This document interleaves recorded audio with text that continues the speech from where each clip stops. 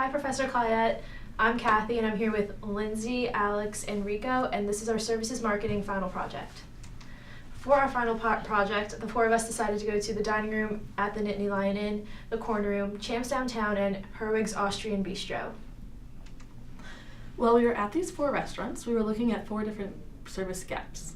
Provider gap 1 is the listening gap, and this is an example of not knowing what customers expect. Provider gap 2 is the service design and standards gap. This occurs when you do not have the right service standards and design. Provider gap 3 is the service performance gap, or when you do not deliver to your service standards. And provider gap 4 is the communication gap, or not matching your performances to promises.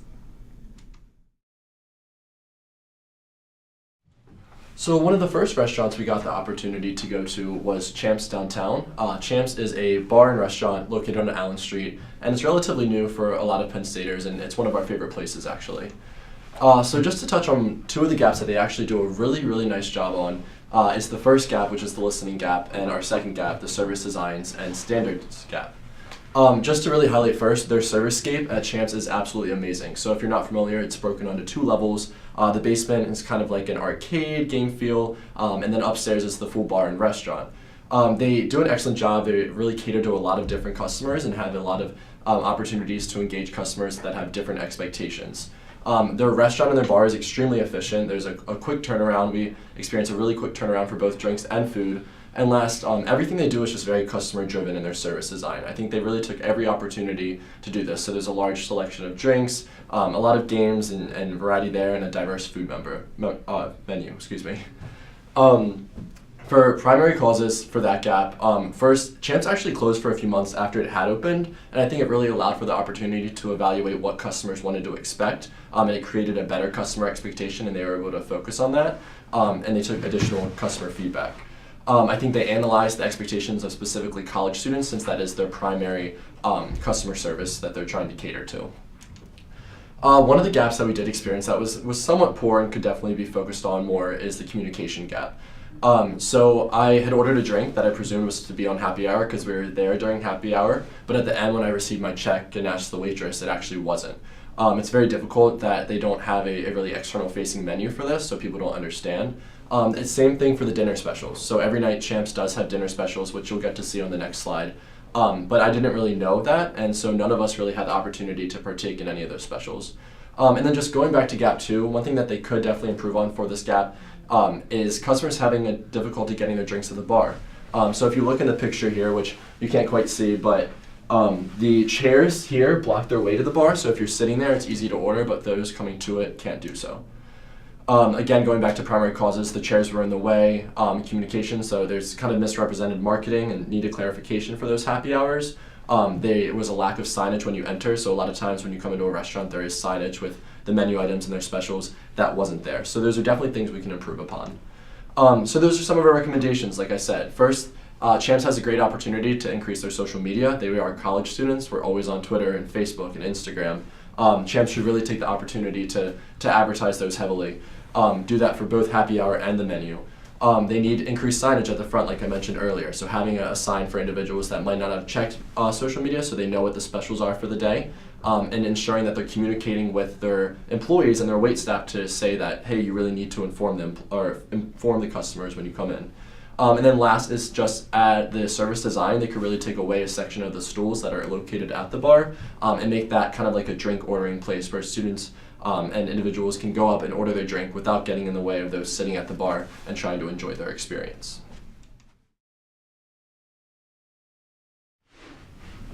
For the third place, we went to Herwig's Austrian Bistro. It's a small restaurant with around 20 seats, which located at the West College Avenue, only a few minutes to the campus. During our dining here, we find they are not doing good on the gap 2 and gap 3. For the gap 2, the service design and standard gap, they are hard to make customer understand. The restaurant is designed to be self-guided by a small note post at the entrance. The menu is posted on the clipboard, so customer can decide what to order while they wait. But the writing was small and unclear, so make it customer hard to read and follow. For the gap 3, the service performance gap, at Herwig's, one employee served as the cashier, chef, and the waiter. which causes the service to be slow and make the customer hard to understand the primary role of the employee. We think the primary cause for the Gap 2 and Gap 3 is Harris is not doing good on communication, the understanding in their design, and only limited space on the clipboard and could potentially be short-staffed. For the communication gap, Harris really need to work hard on it. The service delivery is designed to be laid back, natural, and their interaction is full with a joke. The signal in the restaurant creates dry humor that it means to be funny, but the customer have no formal knowledge about that. The primary cause the Gap 4 is they did not advertise their humor, and late signal informing customer they will get different experience out here, and lack of education for customer on what to expect. Overall, our recommendation is Harris could hire more employee, increase the space of the clipboard, focus on customer education so the customer understands their service delivery, and advertise their style approach to the customer experience.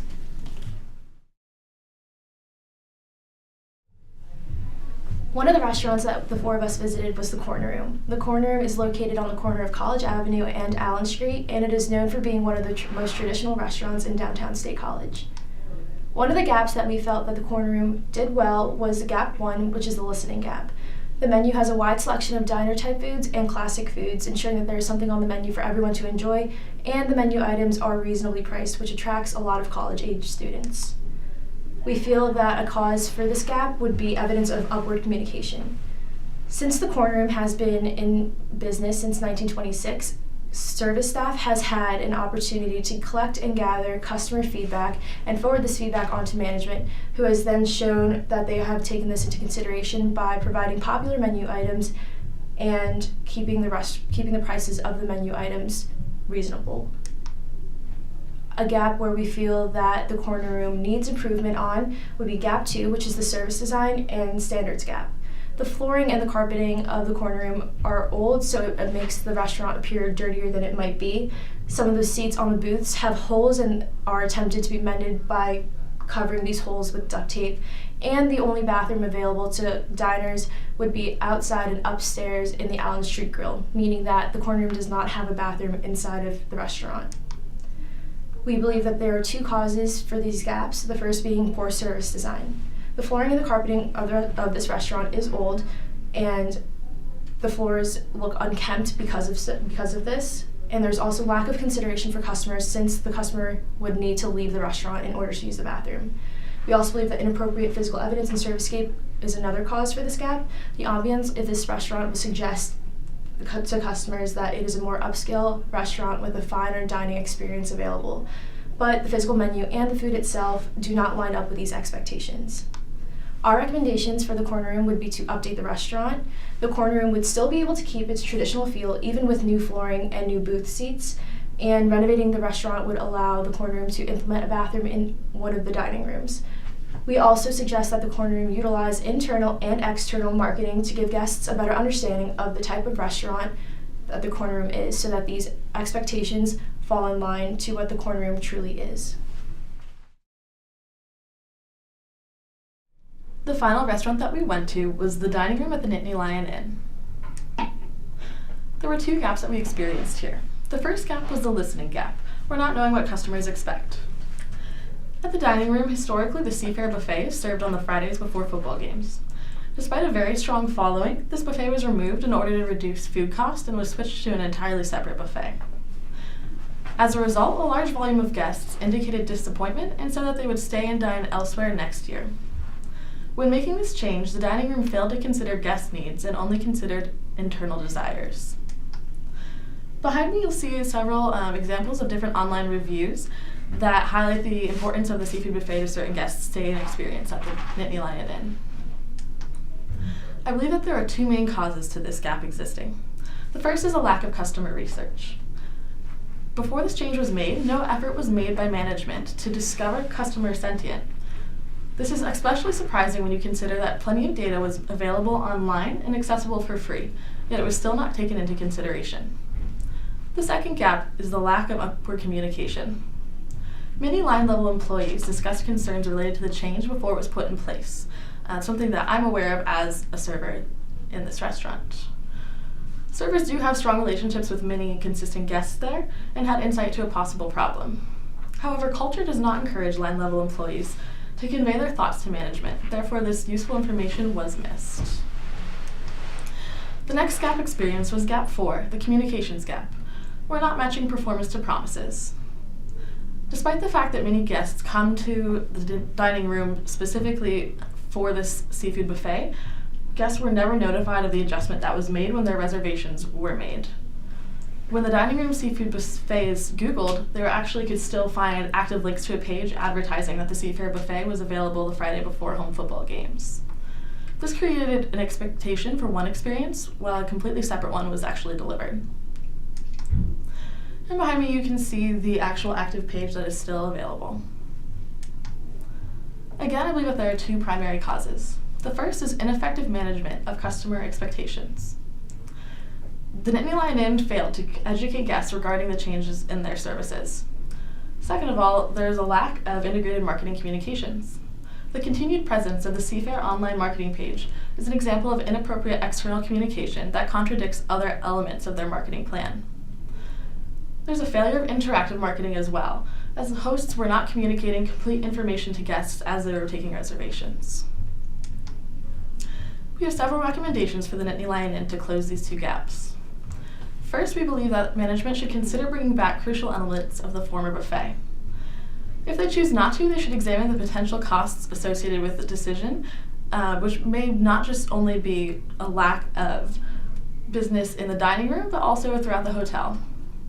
If the current buffet does stay, they must communicate this change to all guests seeking reservations the Friday before home football games.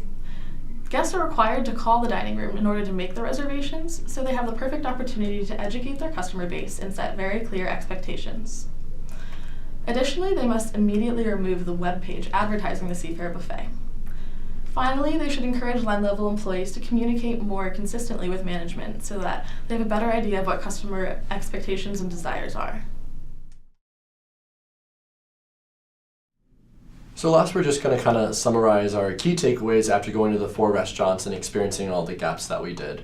So first, we just really want to focus on our customer expectations. So time and time again, you heard us say, we walked into Herwig's and experienced one thing, or expected one thing and experienced another. Or we walked into the corner room and expected one thing and experienced another. Really, we need to capitalize and focus on integrated marketing campaigns to ensure that we know who we are marketing to and creating a customer expectation that these restaurants can provide and give to, so it's closing in the gap even more. And then last, we just need to consider for these restaurants who their clear demographic is, and that's college students. So over 70% of the population in the borough are college students that attend Penn State. So really focusing on how to market to them, focusing on the advertising like social media, and getting them excited about the service they're going to give. Because in the end, that's who they want to draw into their doors and get at the table to enjoy the meal presented to them. So we thank you so much for your time. Hope you enjoyed the presentation, and if you have any follow-up questions, feel free to email us. Thank you.